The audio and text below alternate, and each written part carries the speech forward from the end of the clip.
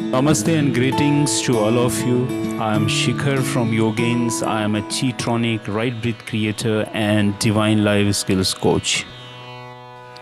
होश के आगोश में समाते जा, पल पल में खुद को मिटाते जा, यूं ही ना जिंदगी को उड़ाते जा, ठहर जा घड़ी भर को अपने वजूद को बचाते जा।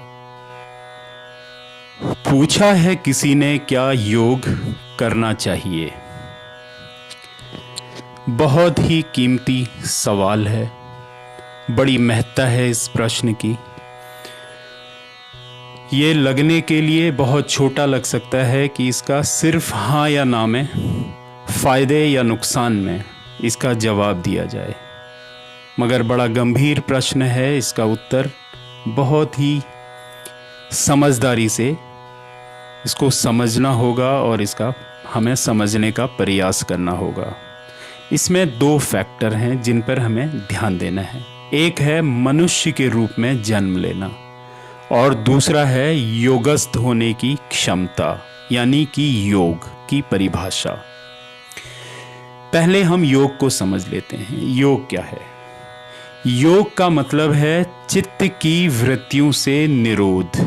अब चित्त का मतलब होता है मन। मन की जो भी विकृतियां हैं, अब इनको विकृतियां क्यों कहा गया है?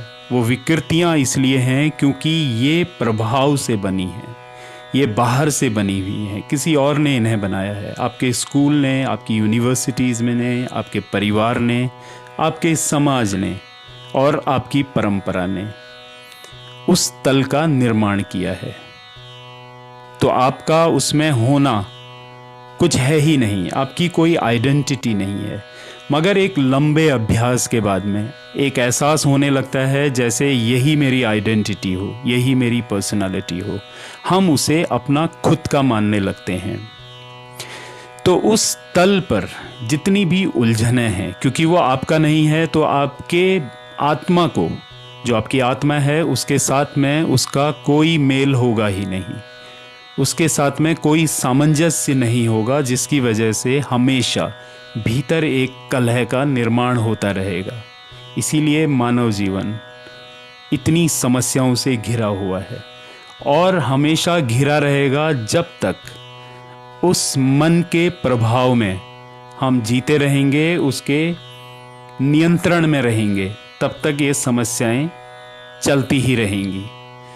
तो अब योग का मतलब होता है चित्त की वृत्तियों का निरोध। तो आपको उस तल से अपने को अनआइडेंटिफाई करना होगा। जो आपकी आइडेंटिटी बन गई थी, जो आपका तादात्म्य बन गया था, उसको तोड़ना होगा।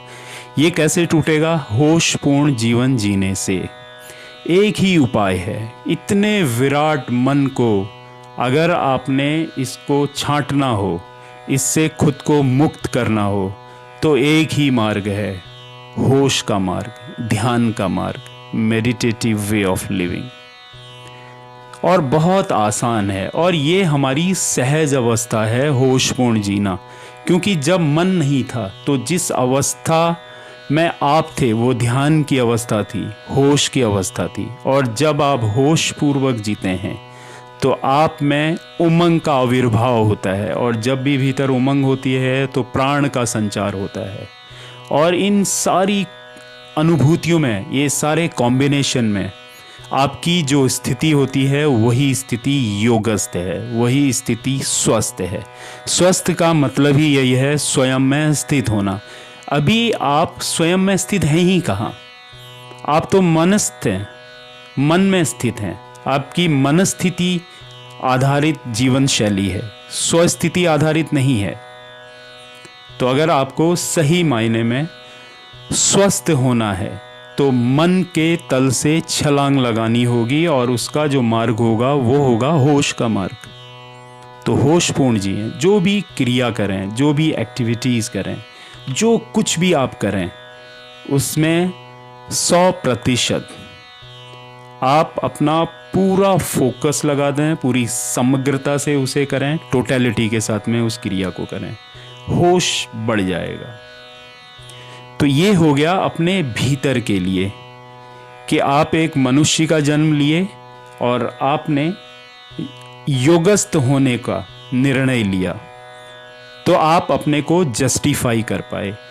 अब दूसरा है कि क्योंकि हम संसार से रिलेट करते हैं तो हमारा व्यवहार और हमारा चरित्र कैसा होना चाहिए, वो मंगलदायी होना चाहिए। क्योंकि ये रियलाइजेशन कि मैं मनुष्य हूँ और मनुष्य के तल पर मैंने जन्म लिया है, इसका मतलब मेरा जन्म होना मनुष्य के रूप में, ये अपने आप में बहुत बड़ा मकसद है, एक बहुत बड़ी जिम्मेदारी है, इसका बहुत बड़ा प्रयोजन है।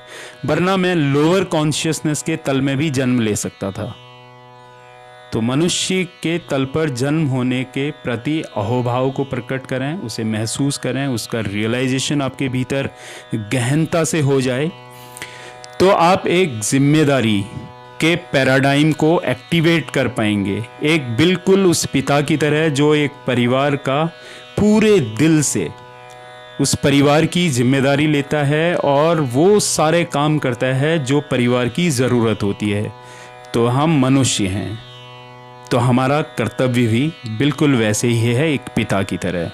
तो इस पूरे संसार में जो हमसे निचले कॉन्शियसनेस, निम्न चेतना वाले वर्ग के लोग हैं, प्राणी हैं, जितने भी, चाहे वो पेड़ पौधे हों, चाहे वो जानवर हों, चिड़िया हो, कीड़े हों, कुछ भी हो, उनके प्रति हमारा जो व्यवहार है, हमारा जो चरित्र है, वो एम्पैथिक होना चाहिए, वो प्रोएक्टिव होना चाहिए, वो मंगल भाव से भरा हुआ होना चाहिए।